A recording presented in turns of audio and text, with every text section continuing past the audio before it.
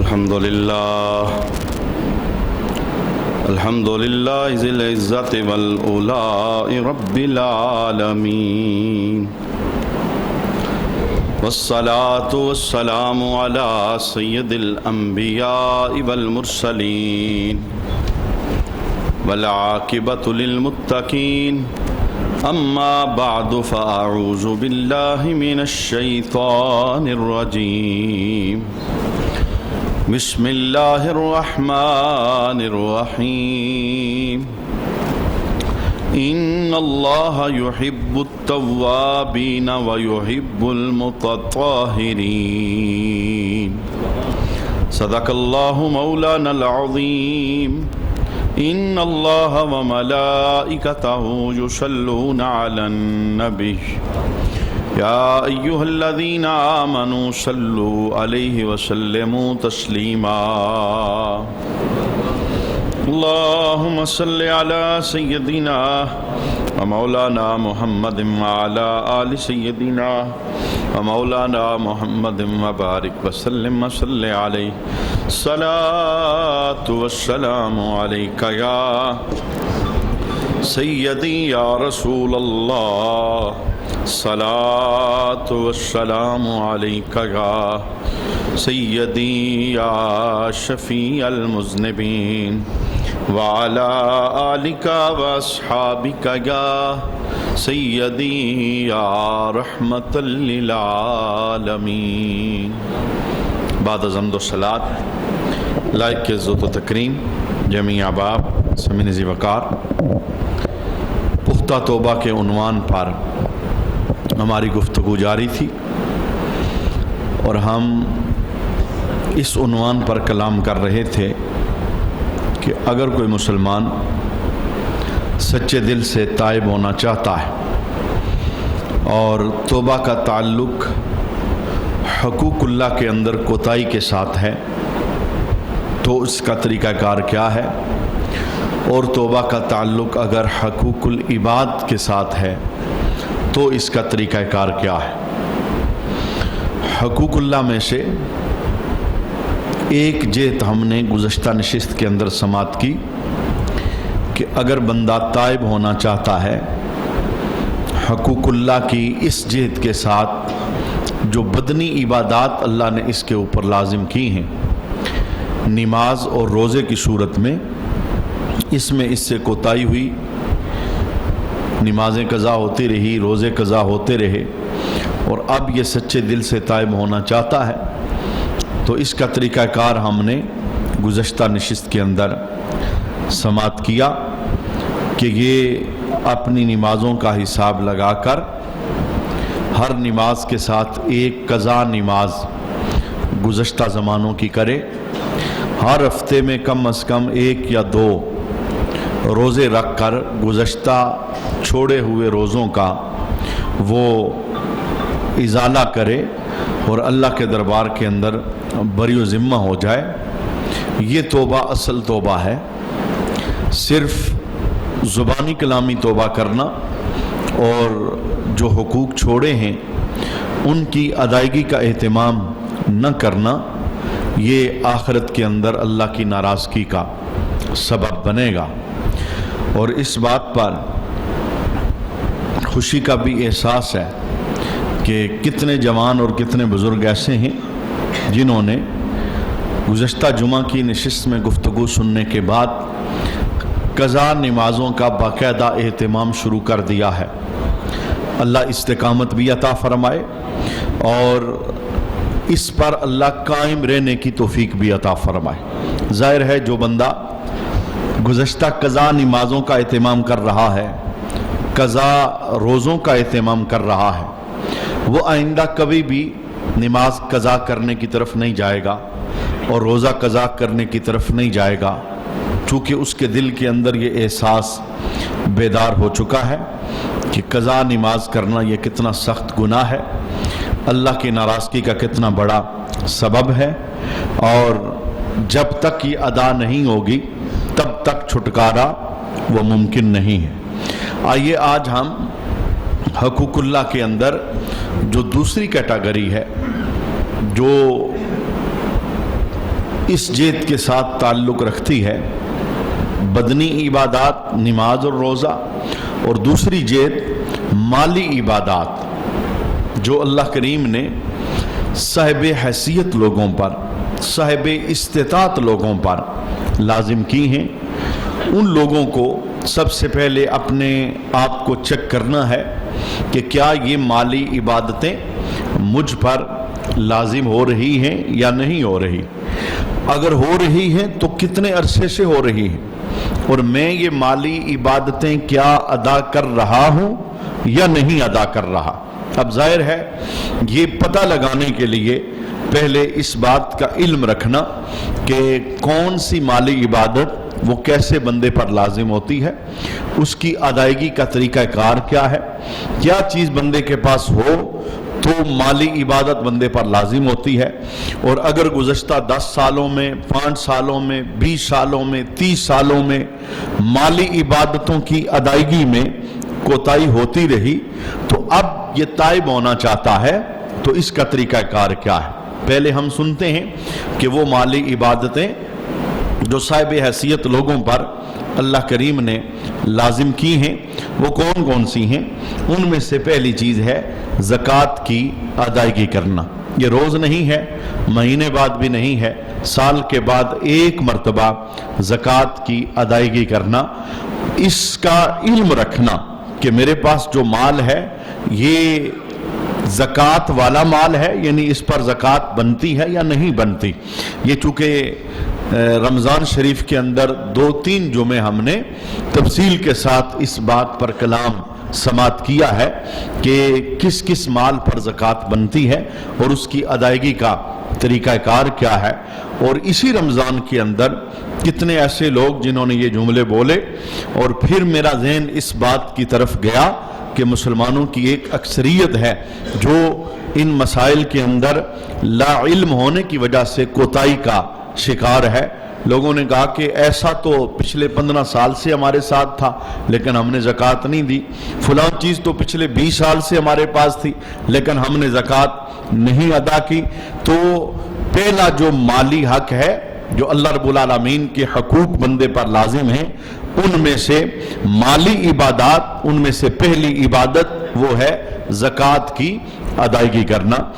اب بھی اور اس سے پہلے جتنی زکاتیں رہ گئی، خالی اس طرح نہیں ہوگا کہ آج بندہ تائب ہو رہا ہے کہ مولا آئندہ میں حساب لگا کے زکات ادا کروں گا، وہ پچھلی زکاتیں نہ ادا کرے تو یہ اس کی توبہ قابل قبول ہوگی، اس طرح توبہ کی شرائط پوری نہیں ہوں گی۔ ہاں اس نے یہ وعدہ دینا ہے کہ مولا آئندہ میں زکوٰۃ میں کوتاہی نہیں کروں گا، اور جو گزشتہ میری زکاتیں رہ گئی میں اس کی ادائیگی کا بھی اہتمام کروں گا، تھوڑی تھوڑی کر کے میں ساتھ انہیں بھی ادا کروں گا۔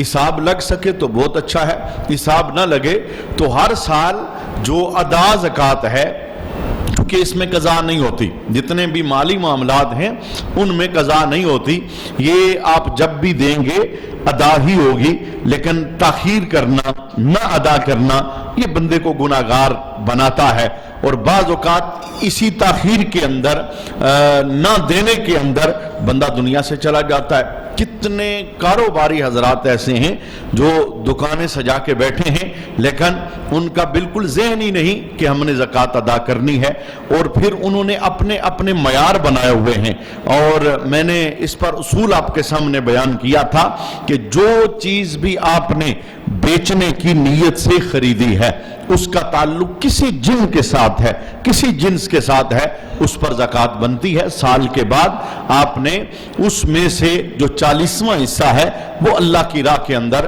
نکالنا ہے۔ یہ جب سے دکان بنی ہے تب سے لازم تھا، یہ جب سے کاروبار ہو رہا تھا تب سے لازم تھا۔ اگر اتنے سالوں میں نہیں ادا کی، مانا کیا کہ اللہ کا ایک حق تھا جس میں بندہ کوتاہی کر رہا ہے، اور اس کوتاہی کا مرتکب اگر بندہ بغیر اس ازالے کے، یعنی جو رہتی تھی ادا نہیں کی، وہ اللہ کے دربار میں پہنچے گا تو یہ مال اس کے حق میں کیا بنے گا؟ ہم نے حدیث سماعت کی ہے کہ قیامت کے دن اسی مال کو اللہ گنج شام کی صورت کے اندر کر کے بندے کے گلے کے اندر داخل کروائے گا، اور مال خود بول کے کہے گا انا مالو کا وَأَنَا كَنْزُكَ، میں تیرا مال ہوں، میں تیرا خزانہ ہوں، وہ جس کا دنیا کے اندر تو نے حق ادا نہیں کیا۔ تو میں نے ایک جیت آپ کے سامنے بیان کر دی زکوٰۃ کی ادائیگی کے حوالے سے۔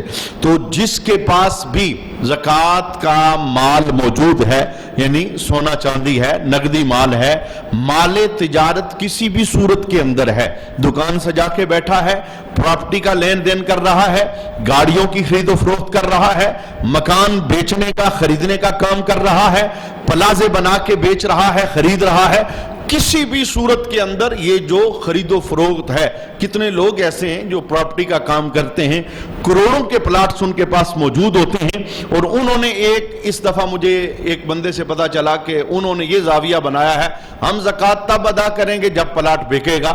ایسا تو نہیں ہے، وہ مال آپ کے پاس موجود ہے، اگر اس پہ سال پورا گزرے گا زکوٰۃ ادا کرنی ہے، جو مارکیٹ ویلیو ہے لگا کر اس کی زکوٰۃ کی ادائیگی کا اہتمام کرنا ہے۔ اچھا، یہ میں نے ایک جیت آپ کے سامنے عرض کی، ایک دوسری جیت بھی سنیے جو اللہ رب العالمین نے مالدار لوگوں پر لازم کیا، وہ ہے جو صاحب استطاعت بندہ ہے، زندگی کے اندر ہر سال نہیں، زندگی کے اندر صرف ایک مرتبہ رب کے گھر کی زیارت کرنا، حج کی صورت کے اندر حج بیت اللہ کی سعادت حاصل کرنا۔ اور یہ بہت غور کے ساتھ اس بات کو سمجھ لیجئے، سن لیجئے، یہ جو مہینہ اس وقت چل رہا ہے یہ ذی قعدہ کا مہینہ ہے، اور اس سے پہلے ہم شوال گزار بیٹھے ہیں، شوال کا مہینہ، ذی قعدہ کا مہینہ اور ذو الحج کے پہلے 10 دن، یہ جو 2 مہینے 10 دن، ان ایام کو ایام حج کہا جاتا ہے، یعنی جن ایام کے اندر حج کی درخواستیں وصول ہوتی ہیں، جانے کے لیے تیاریاں ہوتی ہیں، ان ایام کے اندر جس بندے کے پاس پیسہ موجود ہے، وہ مرد ہے یا عورت ہے، اس پر حج لازم ہو جاتا ہے، یعنی جتنا پیسہ چاہیے حج کے لیے اتنا اس کے پاس موجود ہے کسی صورت کے اندر۔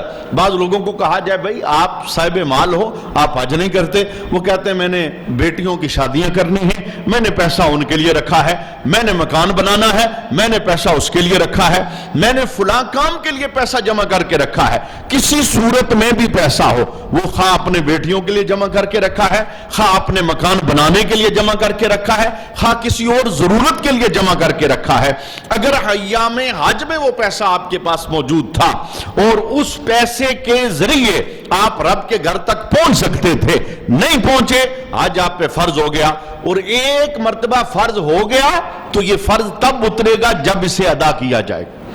یہ بہت باریک معاملہ ہے، ایسا نہیں ہوگا کہ اس دفعہ آج فرض ہوا نہیں بندہ جا سکا تو پھر ساکت ہو گیا، اب آئندہ دیکھیں گے پیسہ آئے گا تو دیکھا جائے گا، بالکل نہیں۔ ہاں، 8 سے 20 سال پہلے ایک بندے کے پاس 70-80 لاکھ روپیہ تھا، ایام حج گزر گئے، وہ نہیں گیا، آج تو فرض ہو گیا تھا، نہیں کر پایا، پھر کیا ہوا؟ کچھ زمانہ گزرا، پیسہ سارا لگ گیا، مزید زمانہ گزرا، یہ بستر مرگ پہ چلا گیا، یہ معذور ہو گیا، یہ وہاں پہنچ نہیں سکتا، حج اب بھی ساکت نہیں ہوا، اب اسے حکم ہے خود نہیں جا سکتا، اپنی جگہ کسی اور کو بھجوا دے۔ یعنی یہ ایک ایسا فرض ہے، ادا کریں گے تو ادا ہوگا، ادا کریں، یہی تو وجہ ہے۔ کل مسجد کے اندر یہاں چیلم کی بزم تھی، تصور بھائی کے والد گرامی حاجی منظور حسین اللہ ان کی بخشش فرمائے، تو والدین دنیا سے چلے جائیں تو اولاد پر کیا کیا چیزیں لازم ہیں کہ وہ ادا کریں تو اللہ اس نے سلوک کا اجر و ثواب عطا فرماتا ہے۔ ان میں سے ایک چیز یہ تھی کہ اگر باپ پر حج فرض تھا، ماں پہ حج فرض تھا، ماں کر کے نہیں گئی، باپ کر کے نہیں گیا، اب اولاد اگر ماں کے ساتھ اس نے سلوک کرنا چاہتی ہے، باپ کے ساتھ اس نے سلوک کرنا چاہتی ہے، اسے چاہیے اگر وہ صاحب مال ہے، صاحب حیثیت ہے، وہ باپ کی طرف سے، ماں کی طرف سے خود حج کرے یا کسی ایسے بندے کو حج کروائے جو حج کے اراکین کو جانتا ہے، صحیح طریقے کے ساتھ حج کی ادائیگی کر سکتا ہے۔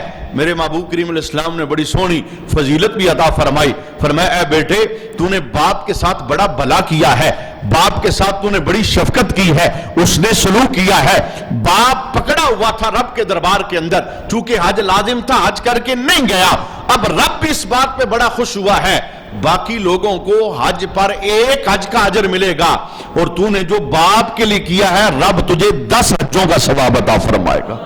اور دور حاضر کے اندر کتنے مسلمان ایسے ہیں جو یہ اہتمام کرتے ہیں، وہ اہتمام کر رہے ہیں۔ کل مجھے چودھری محمود صاحب نے بتایا ان کے بھائی دنیا سے چلے گئے، اس دفعہ یہ اور ان کے بھتیجے اپنے بھائی کی خاطر 2 بندوں کو حج کروا رہے ہیں۔ یعنی یہ کیا ہوگا؟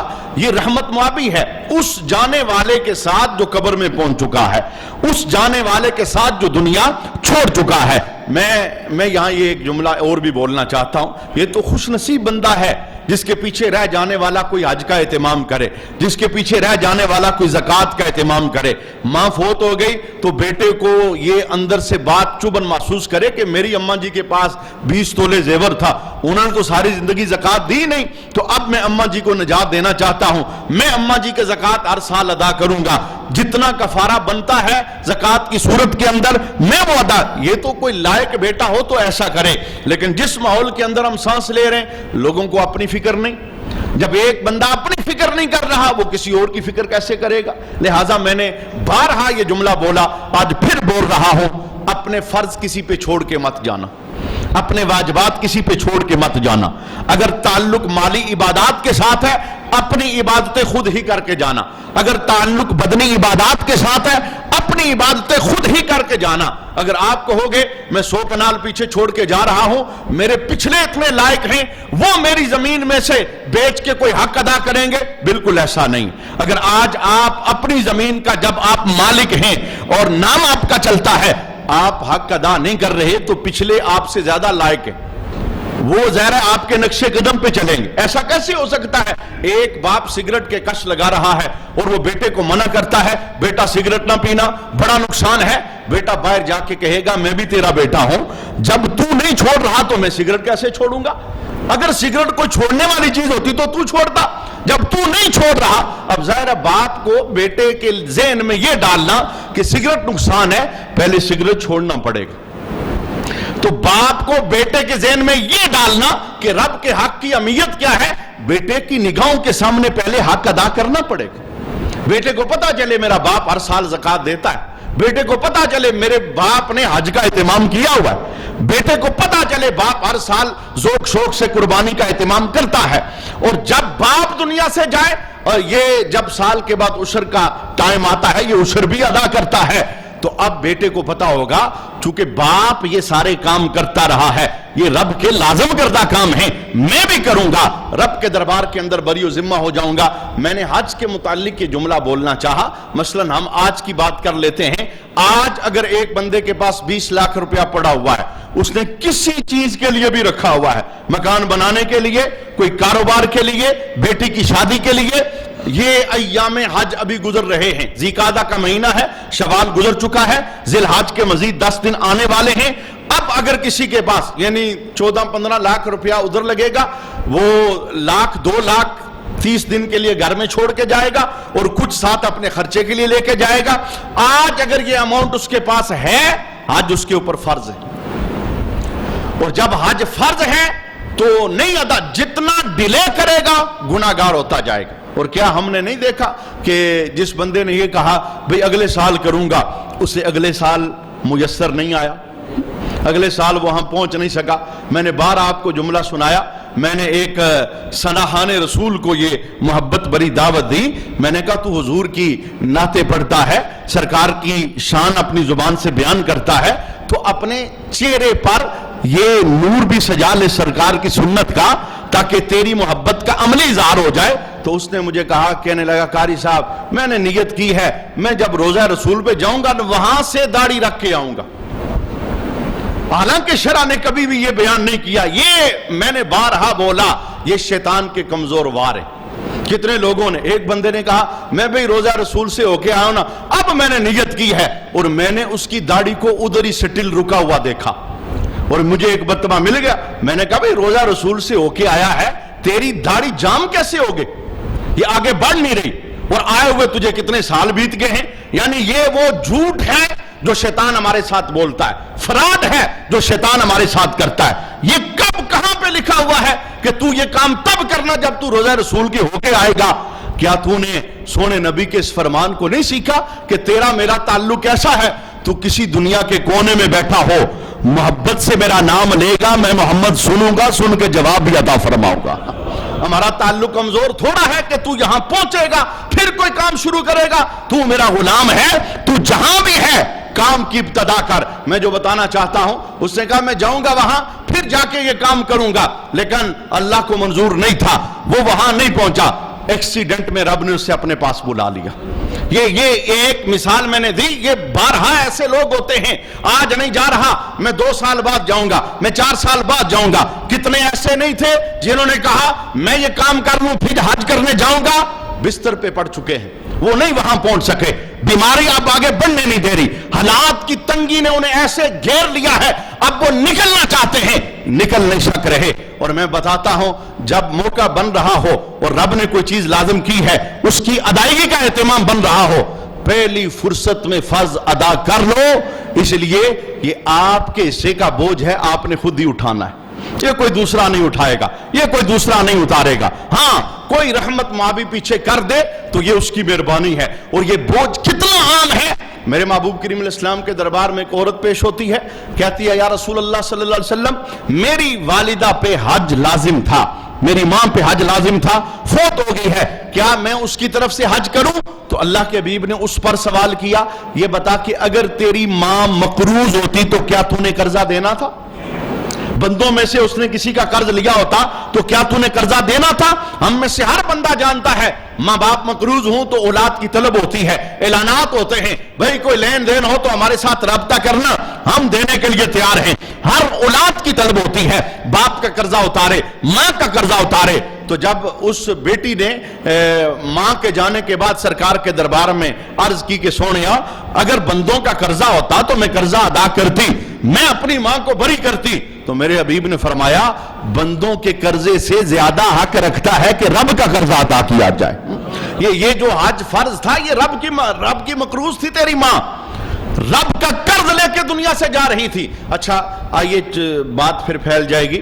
मैंने दूसरी जेत आपके सामने पेश करना चाहिए और साथ एक दस्तक भी देना चाहिए कि खुद अपना ध्यान कीजिए, खुद सोचिए और खुद गौर व फिक्र कीजिए, क्या मैं ऐसा हूं मुझ पे हज लाजिम हो रहा है? सब इधर रह जाएगा। अगर मैं बनाने पे आऊं तो मैं 2 करोड़ का प्लाजा बना लूं और ना जाऊं तो मैं रब के घर के अंदर ना जा सकूं और मुझे बीच में रुकावटें आड़े आ जाएं और मैं कहूं कि ये भी रुकावट है, वो भी रुकावट है, जरा ये हो ले, जरा वो हो ले। ये सब कुछ नहीं होता। ये मैं बल्कि फिर एक मर्तबा में उस हदीस को साथ जोड़ना चाहता हूं। ये जब हम कहते हैं ना, ये भी हो जाए, ये भी हो जाए, ये भी हो जाए, पीछे एक हमारे साथ काम चल रहा होता है। वो कौन सा काम? आइए हदीस के लफ्ज़ सुन लीजिए। मेरे महबूब करीम अलैहिस्सलाम ने फरमाया, हदीस से कुदसी है, मिशकात के अंदर मौजूद है। रब फरमाता है, या इबादी तफर्रग ले इबादती, ए मेरे बंदो अपने आप को मेरी इबादत के लिए फारिग करो। अगर माली इबादत है तो माली, अगर बदनी इबादत है तो बदनी इबादत, अगर नमाज है तो नमाज, रोजा है तो रोजा, ज़कात है तो ज़कात, हज है तो हज, जो भी इबादत मैंने लाज़म की है, ए मेरे बंदो अपने आप को फारिग करो। जब इबादत का टाइम हो जाए तो फिर कुछ और न करना, फरागत करके इबादत के वक्त में इबादत अदा करना।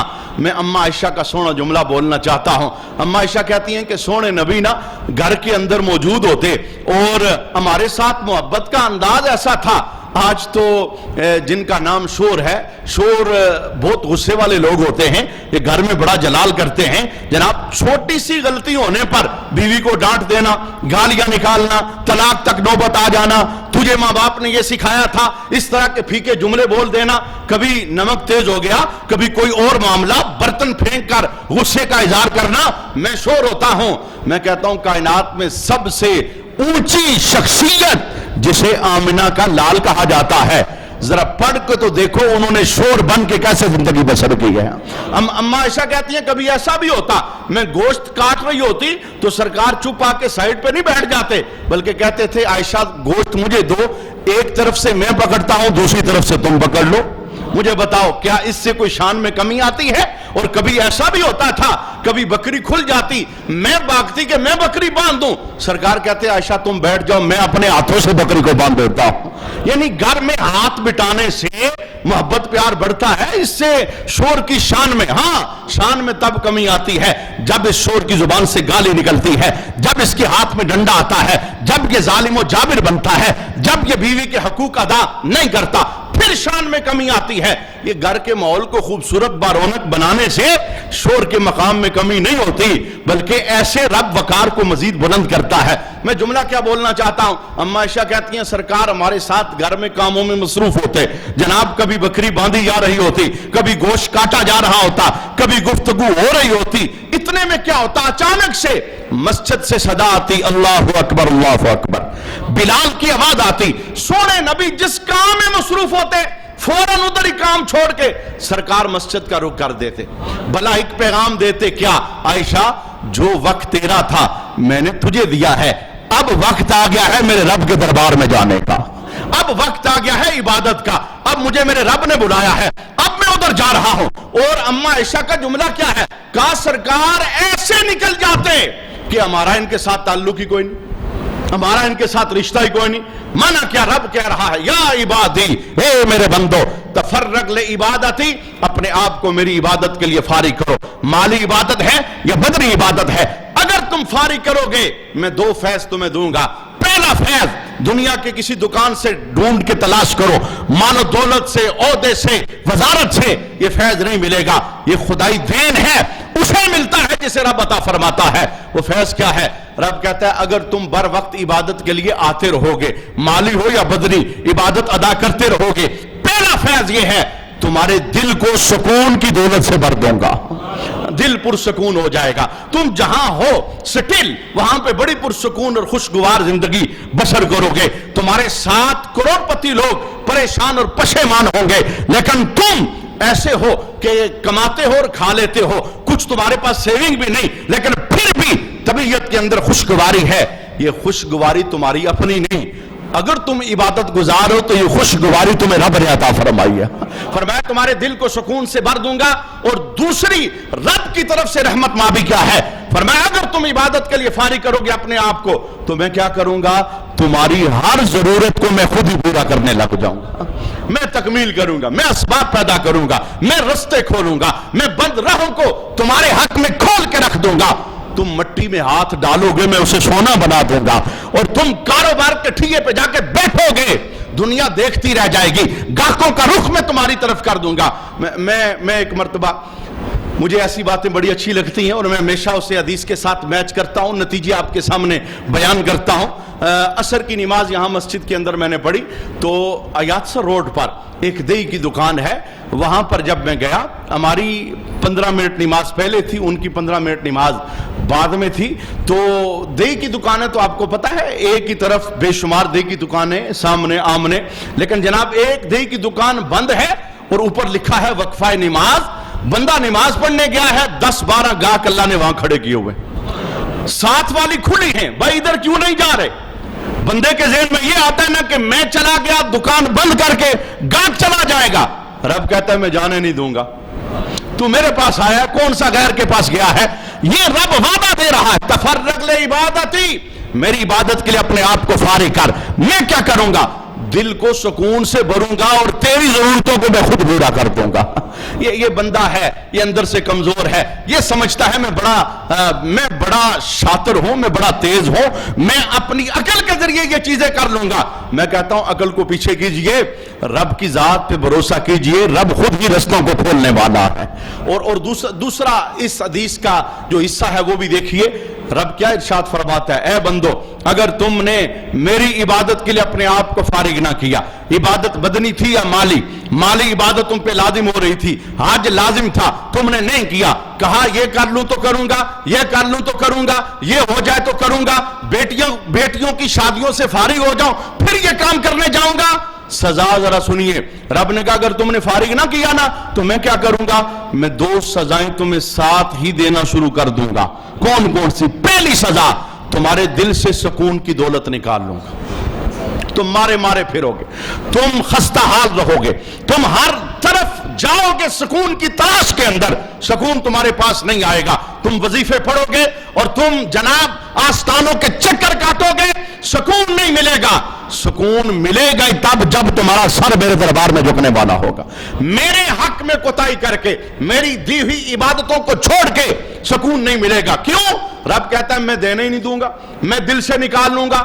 اور دوسری سزا سنیے، بندہ کہتا ہے نا میں یہ کر لوں تو کر لوں گا، فلاں کام ہو جائے تو پھر میں جاتا ہوں، فلاں کام کر لوں تو پھر سے میں شروع کرتا ہوں. جیسے لوگوں کو کہو نا یہ اچھا کام، کہتے نہیں یہ شادی ہو جائے نا پھر میں یہ کام کروں گا، فلاں کام ہو جائے نا پھر میں یہ کام کروں گا. اور ہم نے دیکھا یہی جملے بولتے بولتے بولتے اسرائیل بندے کی روح لینے آ جاتے ہیں.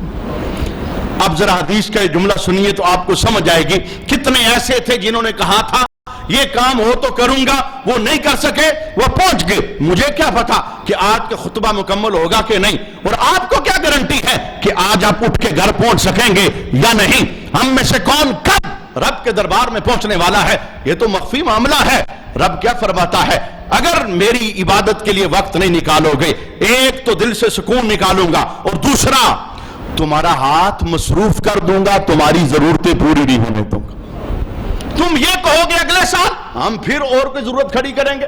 بندہ کہتا نہیں، جب کو کہتا ہے یار میرے پاس تو ٹائم ہی نہیں ہے، میں تو جنجال سے نکلنا چاہتا ہوں، نکل نہیں سکتا، میں تو بڑا پھنس چکا ہوں، میرے پاس تو اپنی ذات کے لیے ٹائم نہیں ہے.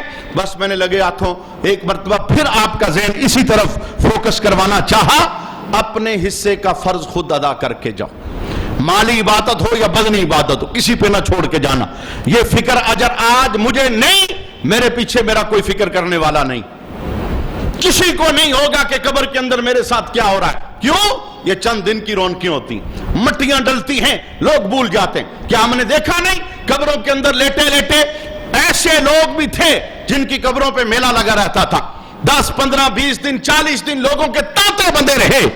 پھر زمانہ ایسا بولا کہ سال سال کسی نے رخ نہیں کیا، سال سال کوئی جانے کے لیے تیار نہیں ہوتا. میں نے بس یہ کہا وہاں آپ کی اپنی کہانی شروع ہونے والی، وہاں آپ کے اپنے ڈالے ہوئے بیج وہ آپ کو رزلٹ دیں گے، وہاں اپنی کی ہوئی کہانیاں اس کے نتیجے شروع ہوں گے.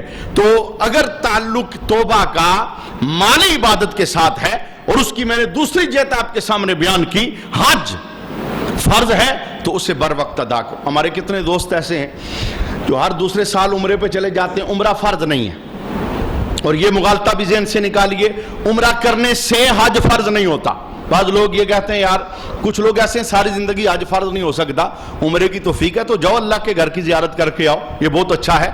عمرہ کرنے سے حج فرض نہیں ہوتا. حج تب فرض ہوتا ہے جب بندہ صاحب استطاعت ہوتا ہے، اور صاحب استطاعت ان ایام حج میں، شوال، ذیقعدہ، ذی الحج، یہ جو مہینے ہیں ان میں اگر بندے کے پاس اتنا مال و دولت ہے کہ وہ آنے جانے کا ٹکٹ اور گھر میں بیوی بچوں کے اخراجات اور وہاں کے اخراجات یہ کر سکتا ہے، آج لازم ہو جاتا ہے.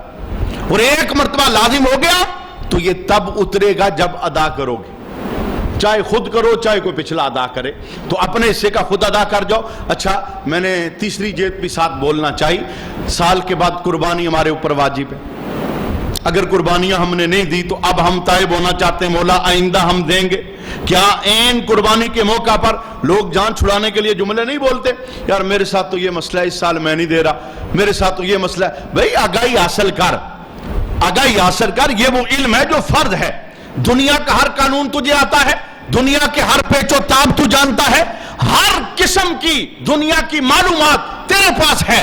اور جس دین کے ساتھ رب نے تجھے زندگی دے کے بھیجی ہے اس کی معلومات تجھے نہیں ہے، اور تو نہیں جانتا کہ حج کیسے فرض ہوتا ہے، زکوٰۃ کیسے فرض ہوتی ہے، قربانی کیسے فرض ہوتی ہے. اور کیا یہ جملہ اللہ کے دربار میں تجھے بری کر سکے گا؟ مجھے تو پتہ ہی نہیں تھا. یہ جملہ بالکل خاص کر کے دارالسلام کے اندر یہ قابل قبول نہیں ہے. پتہ نہیں تھا تو پتہ لگوانا تھا، حاصل کرنا تھا.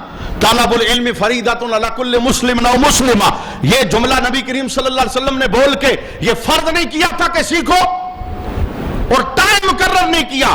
ماں کی گود سے لے کے قبر تک تمہارے پاس وقت، جس گھڑی کے اندر بھی سوچ آ جائے بیٹھو کسی کے پاس، جو کانٹیکٹ اور رابطہ. خود نہیں پتا किसी से पूछो, फस्अलू अहला ज़िक्र इन कुंतुम ला तालमून, नहीं जानते आले इल्म से सवाल करो, वो तुम्हारी मुश्किल को आसान करेंगे, ताकि कल क़यामत के दिन तुम अल्लाह के दरबार के अंदर बरी ज़िम्मा हो सको।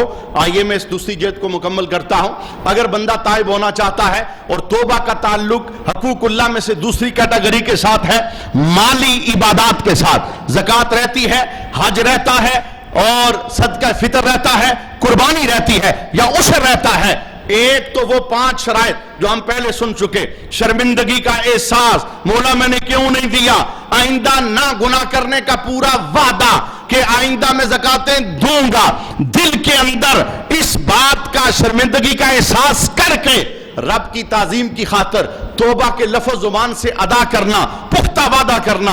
अब क्या करना है, पिछले जितनी भी ज़कातें रहती हैं, कुर्बानियां रहती हैं, अगर हज नहीं किया हुआ है उनकी अदायगी का भी रब से वादा करना है। फिर उसकी सूरत हाल बनानी है। कैसे हो सकता है, क्या मैं एकदम से दे सकता हूं, मैं इतना मालदार हूं, अगर एकदम से नहीं दे सकता, हर साल ज़कात के साथ थोड़ी थोड़ी ज़कात एक्स्ट्रा देता रहे, हर साल कुर्बानी के साथ। और याद रखिएगा, कुर्बानी की कज़ा नहीं, अगर एक मरतबा आपकी कुर्बानी रह गई तो अब आपने कुर्बानी की रकम आइंदा साल वो सदका करनी है।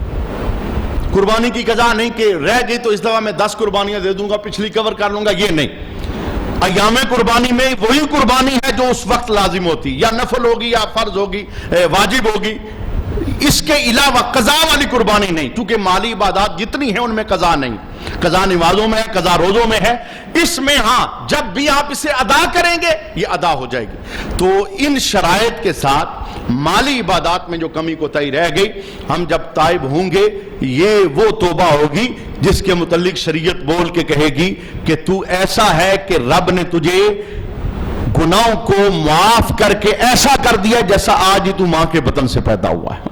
ये वाली तौबा है। अल्लाह में सच्ची तौबा की तौफीक अता फरमाए। तीसरी जेत पर गुफ्तगू इंशाअल्लाह आने वाली नशिस्त में होगी। अगर हमारी तौबा का ताल्लुक माली इबादत से नहीं, अगर हमारी तौबा का ताल्लुक बदनी इबादत के साथ नहीं, हमारी तौबा का ताल्लुक तीसरी जेत के साथ, शराब पी ली है, बदकारी के अड्डे पे गया है, नजर गंदी कर ली है, जुबान से गंद निकला है, समात नापाक हो गई है, धोखा दे दिया, ये सारी चीजें इंशाअल्लाह इस पर हम गुफ्तगू आने वाली नशिस्त के अंदर समात करेंगे।